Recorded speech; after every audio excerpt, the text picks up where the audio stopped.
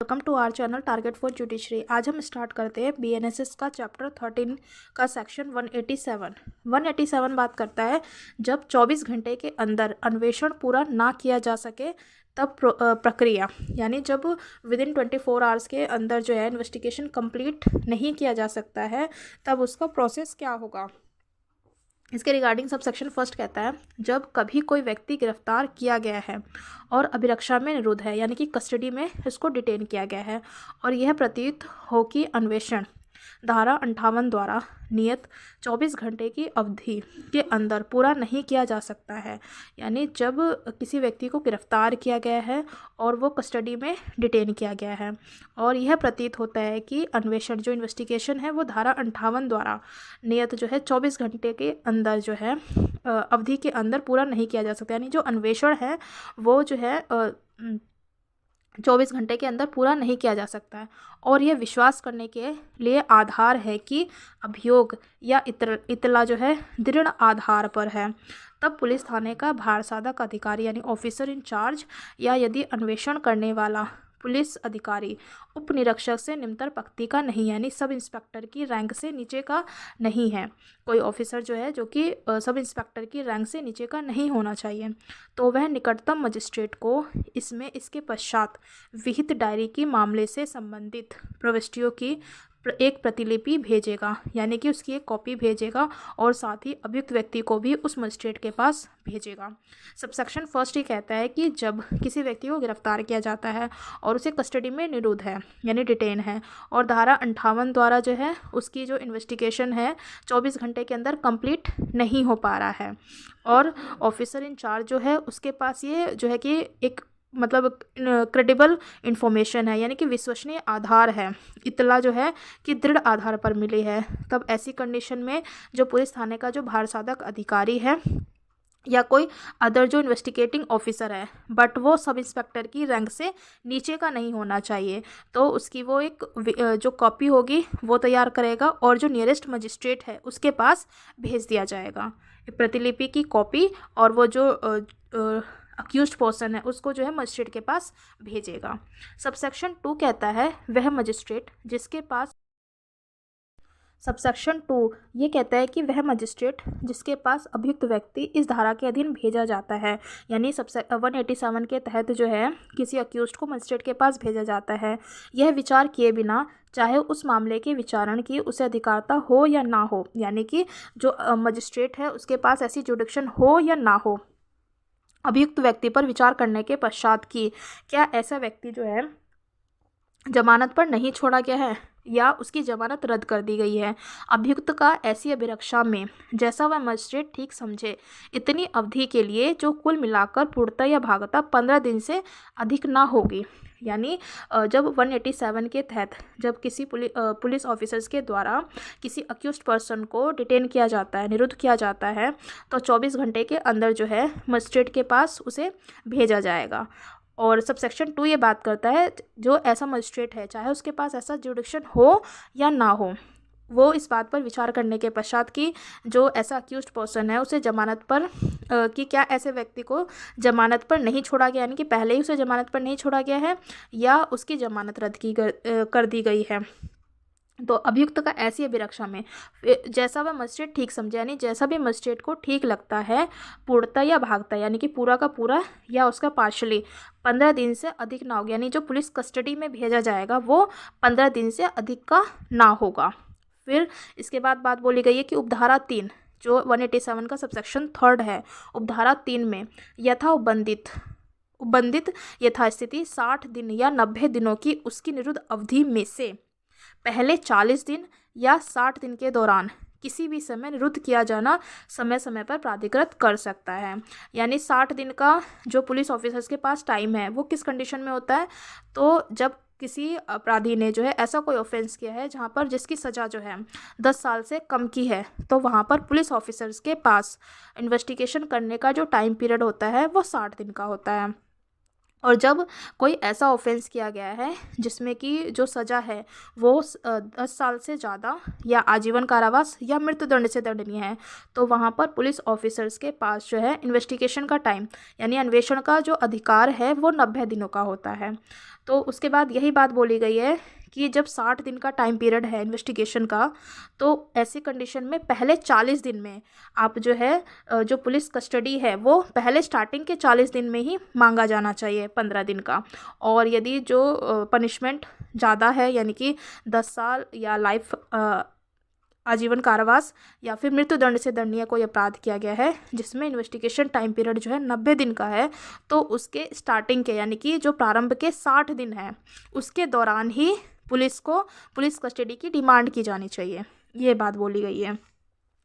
और कुल मिलाकर जो है जो पुलिस कस्टडी है वो 15 दिन से अधिक का नहीं होना चाहिए। इन शॉर्ट ये कहता है कि जब किसी मजिस्ट्रेट के पास अक्यूज पर्सन को भेजा जाता है, चाहे उसके पास ऐसी जुडिक्शन हो या ना हो, वो इस बात पर विचार करने के पश्चात कि क्या जो अभियुक्त व्यक्ति है उसको जमानत पर नहीं छोड़ा गया है या उसकी जमानत रद्द कर दी गई है, तो ऐसे में जो पुलिस जो मतलब जो अक्यूज्ड पर्सन है उसे 15 दिन तक की पुलिस कस्टडी में भेजा जा सकता है। और जो पुलिस कस्टडी है 15 दिनों की, वो कहता है कि यदि जहाँ पर कारावास जो है 10 साल से कम का है तो 60 दिन का जो है आज वो होगा, 60 दिन तक में ही पुलिस ऑफिसर्स के पास इन्वेस्टिगेशन की पावर होती है। तो 60 दिन में जो स्टार्टिंग के 40 दिन होंगे उसी में पुलिस अधिकारी जो है वो पुलिस कस्टडी की डिमांड कर सकता है, यानी कि पुलिस कस्टडी मांग सकता है। और जब अपराध जो है ऐसा किया गया है जो 10 साल से अधिक और जो है आजीवन कारावास या मृत्यु दंड से दंडनीय है, तो वहाँ पर प्रारंभ जो स्टार्टिंग के 60 दिन होंगे उसी के दौरान ही 15 दिन की जो है कस्टडी जो है मांगी जानी चाहिए, ये बात बोली गई है। और इसी बात को जो है state of Karnataka versus Kalindar Saifi जो है AIR 2014 हाई कोर्ट में यही बात डिसाइड किया गया है। इसके बाद हम आगे पढ़ते हैं। तथा यदि उसे मामले के विचारण के लिए सुपुर्द करने की अधिकारता नहीं है, यानी कि ट्रायल की या ट्रायल के लिए कमिट करने की उसे जुडिक्शन नहीं है और अधिक निरुद्ध रखना उसके विचार में अनावश्यक है, तो वह अभियुक्त को ऐसे मजिस्ट्रेट के पास जिसे ऐसी अधिकारता है भिजवाने के लिए आदेश दे सकता है। यानी कि जो अक्यूज्ड को भेजा गया है उस मजिस्ट्रेट के पास जुडिक्शन की पावर नहीं है और ऐसे मजिस्ट्रेट को ऐसा लगता है कि ऐसे अक्यूज्ड पर्सन को जो है ज़्यादा दिन डिटेन किया जाना ज़रूरी नहीं है, तो जुडिक्शन वाले मजिस्ट्रेट को वो जो है कि भिजवा दिया जाएगा। सबसेक्शन 3 कहता है कि मजिस्ट्रेट अभियुक्त व्यक्ति का पुलिस अभिरक्षा से अन्यथा, मजिस्ट्रेट जो है जो अभियुक्त व्यक्ति है उसका जो है पुलिस अभिरक्षा से अन्यथा पुलिस कस्टडी से के अलावा निरोध 15 दिन की अवधि से आगे के लिए उस दशा में प्राधिकृत कर सकता है। यानी सबसेक्शन 2 में हमने ये पढ़ा कि पुलिस कस्टडी जो है वो केवल 15 दिन तक की ही दी जानी चाहिए। सबसेक्शन 3 में ये बात बोली गई है कि 15 दिन से आगे की भी जो है प्राधिकृत किया जा सकता है, बट कब किया जा सकता है, जबकि जिसमें उनका समाधान हो जाता है कि ऐसा करने के लिए पर्याप्त आधार विद्यमान, यानी कि सफिशिएंट ग्राउंड है कोई, तब जो है ऐसी पुलिस कस्टडी जो है 15 दिन से आगे की बढ़ाई जा सकती है। किंतु कोई भी मजिस्ट्रेट अभियुक्त व्यक्ति का इस उपधारा के अधीन अभिरक्षा में निरोध फर्स्ट कहता है कुल मिलाकर 90 दिन से अधिक की अवधि के लिए प्राधिकृत नहीं करेगा, जहां अन्वेषण यानी जहां इन्वेस्टिगेशन ऐसे अपराध के संबंध में है जो मृत्यु, आजीवन कारावास या 10 वर्ष की अवधि या अधिक के लिए कारावास से दंडनीय है। सबसेक्शन जो है 3 का क्लोज 2 कहता है कुल मिलाकर 60 दिन से अधिक की अवधि के लिए प्राधिकृत नहीं करेगा, जहां अन्वेषण किसी अन्य अपराध से संबंधित है। यहाँ जहां इन्वेस्टिगेशन जो है मतलब जहां कोई ऑफेंस किया गया है वो किसी अदर ऑफेंस से किया गया है, मतलब कोई सिंपल ऑफेंस किया गया है, तो उस कंडीशन में 60 दिन से अधिक के लिए जो है प्राधिकृत नहीं किया जाएगा इन्वेस्टिगेशन के लिए। और यथास्थिति 90 दिन या 60 दिन की उक्त अवधि की समाप्ति पर, यानी जो ये 60 दिन और 90 दिन का जो टाइम पीरियड है वो समाप्त हो जाता है, समाप्ति पर यदि अभियुक्त व्यक्ति जमानत देने के लिए तैयार और दे देता है तो उसे जमानत पर छोड़ दिया जाएगा। और यह समझा जाएगा कि इस उपधारा के अधीन जमानत पर छोड़ा गया प्रत्येक व्यक्ति अध्याय 35 चैप्टर 35 क्या बात करता है, जमानत और बंदपत्र के बारे में, तो वही है कि अध्याय 35 के प्रयोजनों के लिए उस अध्याय के बंदों के अधीन छोड़ा गया, यानी कि जो बेल एंड बेल बॉन्ड का जो चैप्टर है चैप्टर 35 उसके प्रोविज़न के अधीन जो है किसी अभियुक्त व्यक्ति को छोड़ा गया है।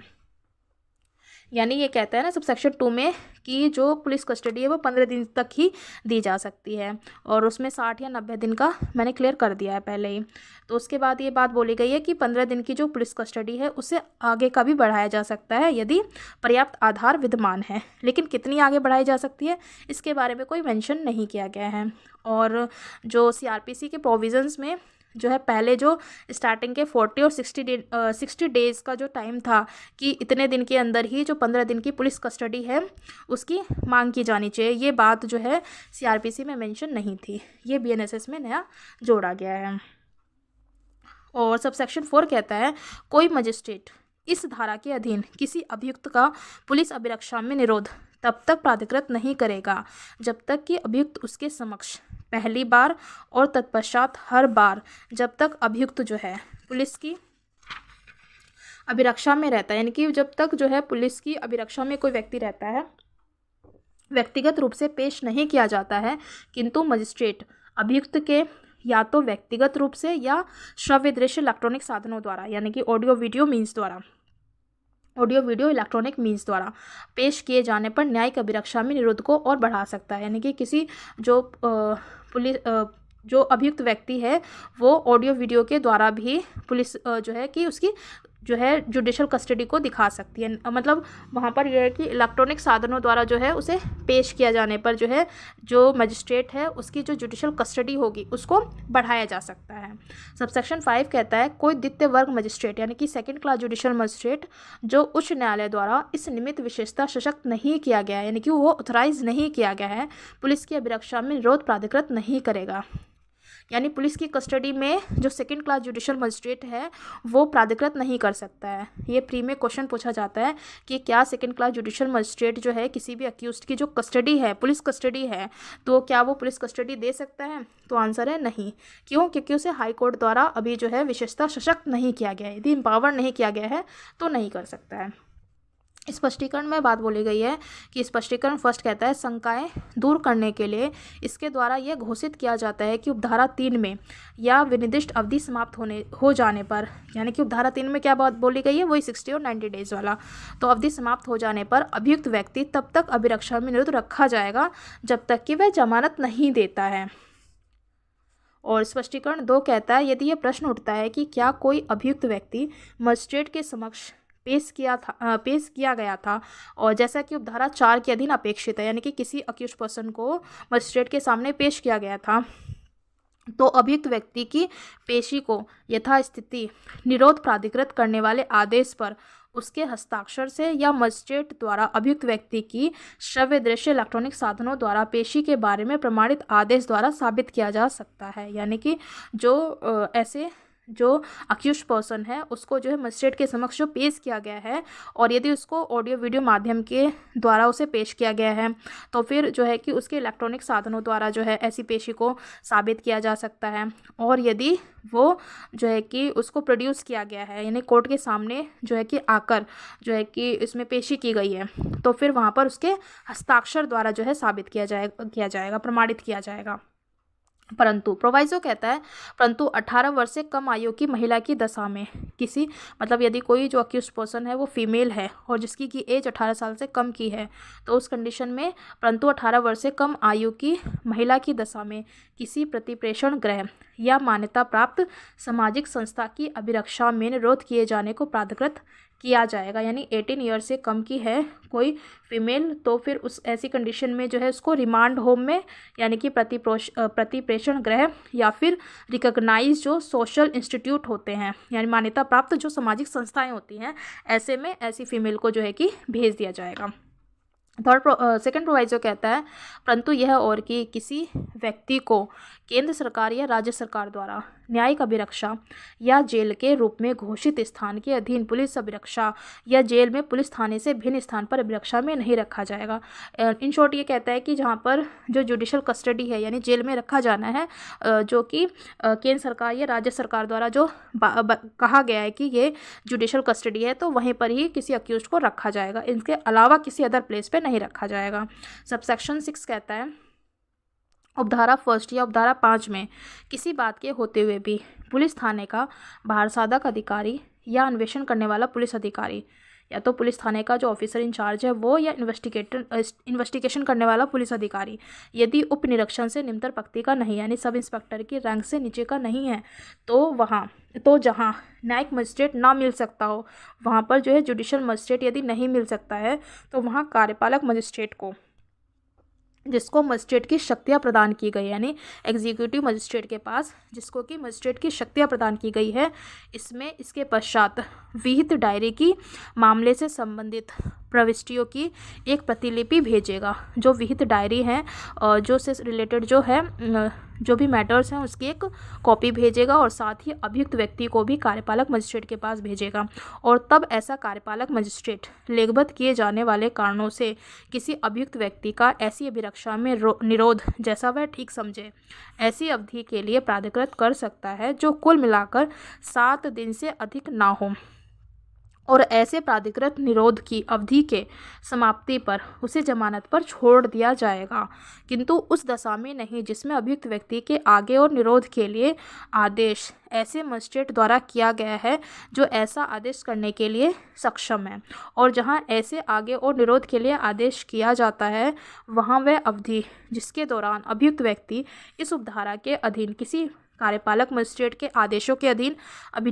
अभिरक्षा में निरुद्ध किया गया था या उपधारा 3 में विनिर्दिष्ट अवधि की संगणना करने में हिसाब में ली जाएगी। इन शॉर्ट सबसेक्शन 6 ये कहता है कि उपधारा 1 या उपधारा 5 में किसी बात के होते हुए भी नहीं उसमें कोई भी बात बता रखी हो तो पुलिस थाने का जो भारसाधक अधिकारी है या जो इन्वेस्टिगेटिंग ऑफिसर है वो सब इंस्पेक्टर की रैंक से नीचे का नहीं होना चाहिए। और जहाँ पर कि कोई जुडिशल मजिस्ट्रेट प्रेजेंट नहीं है तो वहाँ पर जो है किसी कार्यपालक मजिस्ट्रेट के पास जो है ऐसे जो अक्यूज्ड पर्सन है उसको जो है कि भेज सकेगा। तो कार्यपालक जो मजिस्ट्रेट होगा वो 7 दिन तक की जो है कस्टडी में रख सकता है और 7 दिन के बाद जो उसकी जुडिशल वाला जो मजिस्ट्रेट है यानी जुडिशल जो मजिस्ट्रेट है उसके पास भेज दिया जाएगा। और इन शॉर्ट जैसे जो कार्यपालक मजिस्ट्रेट है यदि उसने अक्यूज्ड की जो कस्टडी है वो 7 दिन से कम की जितने भी दिन की जो रिमांड में भेजा है उसको जो है उसको गणना में लिया जाएगा, यानी कि जो बाद में उसकी जो पनिशमेंट दी जाएगी उसमें से ये माइनस कर दिया जाएगा जितने पुलिस कस्टडी में जो है कि एग्जीक्यूटिव मजिस्ट्रेट ने भेजा है। परंतु प्रोवाइजरी में बात बोली गई है, परंतु उक्त अवधि की समाप्ति के पूर्व कार्यपालक मजिस्ट्रेट मामले के अभिलेख, मामले से संबंधित डायरी की प्रविष्टियों के सहित जो यथास्थिति पुलिस थाने के भारसाधक अधिकारी या अन्वेषण करने वाले अधिकारी द्वारा उसे भेजी गई थी निकटतम न्यायिक मजिस्ट्रेट को भेजेगा। प्रोवाइजो में ये बात बोली गई है कि जो एग्जीक्यूटिव मजिस्ट्रेट है जो भी रिकॉर्ड है या भी जो उनसे रिलेटेड जो डायरीज़ हैं और उसमें जो एंट्री करी गई है प्रविष्टियाँ जो बताई गई हैं उसमें वो पुलिस थाने के भारसाधक अधिकारी या अन्वेषण अधिकारी द्वारा जो ऐसे नियरेस्ट मजिस्ट्रेट कार्यपालक जो मजिस्ट्रेट है एग्जीक्यूटिव मजिस्ट्रेट को जो भेजी गई थी वो जो है निकटतम जो नियरेस्ट मजिस्ट्रेट होगा, नियरेस्ट जुडिशल जो मजिस्ट्रेट होगा उसके पास ऐसा कार्यपालक मजिस्ट्रेट भेज देगा। सबसेक्शन 7 कहता है इस धारा के अधीन पुलिस अभिरक्षा में निरोध प्राधिकृत करने वाला मजिस्ट्रेट ऐसा करने के अपने कारण अभिलिखित करेगा। जो इस धारा के अधीन पुलिस अभिरक्षा में निरोध प्राधिकृत करने वाला मजिस्ट्रेट जो है ऐसा करने का जो भी रीजंस होगा उसको वो रीजन में लिखा जाएगा। 8 पॉइंट कहता है मुख्य न्यायिक मजिस्ट्रेट से भिन्न यानी जो CGM है मुख्य न्यायिक मजिस्ट्रेट से भिन्न कोई मजिस्ट्रेट जो ऐसा आदेश दे, यानी CGM के अलावा यदि कोई मजिस्ट्रेट है जो ऐसा आदेश दे अपने आदेश की एक प्रतिलिपि आदेश देने के अपने कारणों के सहित मुख्य न्यायिक मजिस्ट्रेट को भेजेगा। यानी जहाँ पर जब किसी मजिस्ट्रेट ने किसी व्यक्ति को जो किसी अक्यूज पर्सन को कोई कस्टडी दी है पुलिस कस्टडी पे भेजा गया है और वहाँ पर जो ऐसा जो मजिस्ट्रेट है वो CGM से अलग कोई मजिस्ट्रेट है तो जो उसने वो ऑर्डर दिया है ऑर्डर की कॉपी जो है वो CGM को भेजा जाएगा। 9 पॉइंट कहता है 9 सबसेक्शन कहता है यदि समन मामले के रूप में मतलब ऐसा कोई मैटर है जो कि समन केस है तो समन मामले के रूप में मजिस्ट्रेट द्वारा विचारणीय किसी मामले में अन्वेषण अभियुक्त के गिरफ्तार किए जाने की तारीख से 6 मास की अवधि के भीतर समाप्त नहीं होती है। यानी ऐसा कोई मैटर है मतलब समन मैटर है और समन मैटर के में जो है 6 महीने के अंदर यदि इन्वेस्टिगेशन जो है वो समाप्त नहीं होता है तो मजिस्ट्रेट जो है अपराध के आगे की जो कार्रवाई है आगे और अन्वेषण को रोकने के लिए आदेश करेगा। यानी समन केस है और समन केस में जो है 6 महीने के अंदर यदि इन्वेस्टिगेशन पूरा नहीं हो पाता है तो जो जुडिशियल मजिस्ट्रेट होगा आगे और अन्वेषण को रोकने के लिए आदेश करेगा। जब तक कि अन्वेषण करने वाला अधिकारी मजिस्ट्रेट का समाधान नहीं कर देता, यानी कि जो इन्वेस्टिगेटिंग ऑफिसर है वो मजिस्ट्रेट का ये समाधान नहीं कर देता है कि विशेष कारणों से और न्याय के हित में 6 मास की अवधि के आगे अन्वेषण जारी रखना आवश्यक है। इन शॉर्ट ये कहता है 9th पॉइंट सबसेक्शन 9 कि जब कोई ऐसा मैटर है जो कि समन केस है और समन केस में जो है 6 महीने के अंदर इन्वेस्टिगेशन पूरा नहीं किया गया है तो जो मजिस्ट्रेट होगा, जुडिशियल जो मजिस्ट्रेट है, उसमें आगे और जो अन्वेषण है उसको रोकने का आदेश दे सकता है। बट यदि जो इन्वेस्टिगेटिंग ऑफिसर है यानी जो अन्वेषण अधिकारी है वो मजिस्ट्रेट का ये समाधान कर देता है कि न्याय के हित में, यानी कि जस्टिस के लिए ज़रूरी है कि आगे और इन्वेस्टिगेशन किया जाना ज़रूरी है, तो ऐसी कंडीशन में फिर आगे इन्वेस्टिगेशन किया जा सकता है। सबसेक्शन 10 कहता है जहां उपधारा 9 के अधीन किसी अपराध का आगे और अन्वेषण रोकने के लिए आदेश दिया गया है वहाँ यदि सेशन न्यायाधीश का उसे आवेदन दिए जाने पर, कोर्ट ऑफ सेशन का जो है उसे आवेदन दिए जाने पर या अन्यथा समाधान हो जाता है कि उस अपराध का आगे और अन्वेषण किया जाना चाहिए तो वह उपधारा 9 के अधीन किए गए आदेश को रद्द कर सकता है और यह निर्देश दे सकता है कि वह जमानत और अन्य मामलों के बारे में ऐसे निर्देशों के अधीन रहते हुए जो वह विनिर्दिष्ट करे अपराध का आगे और अन्वेषण किया जाए, यानी कि फर्दर इन्वेस्टिगेशन किया जाए। सबसेक्शन 10 ये कहता है जहां उपधारा 9 यानी सबसेक्शन जो 9 है उसके अधीन किसी अपराध का आगे और अन्वेषण रोकने के लिए आदेश दिया गया है, यानी कि इन्वेस्टिगेशन को यदि किसी जुडिशियल मजिस्ट्रेट के द्वारा ये ऑर्डर पास कर दिया गया है कि ऐसे इन्वेस्टिगेशन को रोक दिया जाए, अन्वेषण जो है उसको रोक दिया जाए, तो अन्वेषण रोकने के लिए जो आदेश दिया गया है और फिर उसके बाद जो है सेशन न्यायालय में यदि आवेदन दिया गया है और वहाँ पर ये समाधान हो जाता है कि आगे जो है अन्वेषण किया जाना ज़रूरी है, तो फिर ऐसे जुडिशियल जो मजिस्ट्रेट द्वारा जो आदेश दिया गया था उसको वहाँ पर रोक दिया जाएगा और मतलब उसे रद्द कर दिया जाएगा और आगे जो है अन्वेषण जो है किया जाएगा। इस तरीके से अभी हमने कंप्लीट किया 187। इन शॉर्ट में मैं रिवाइज करा देती हूँ। 187 सबसेक्शन फर्स्ट ये कहता है कि जब किसी अक्यूज्ड को गिरफ्तार किया गया है और 24 घंटे के अंदर उसका जो इन्वेस्टिगेशन है वो कंप्लीट नहीं किया जा गया है तो फिर उसे जो है मजिस्ट्रेट के पास भेज दिया जाएगा, सबसेक्शन फर्स्ट। सबसेक्शन 2 कहता है कि जब किसी अक्यूज्ड को मजिस्ट्रेट के पास भेजा गया है तो उसको जो है पुलिस कस्टडी में केवल 15 दिन तक ही भेजा जा सकता है और उसमें जो है कि यदि सीरियस ऑफेंसेस हैं जिसमें कि पनिशमेंट जो है 10 साल से अधिक का है तो वहाँ पर 60 दिन के में जो है इन्वेस्टिगेशन कंप्लीट किया जाना ज़रूरी है।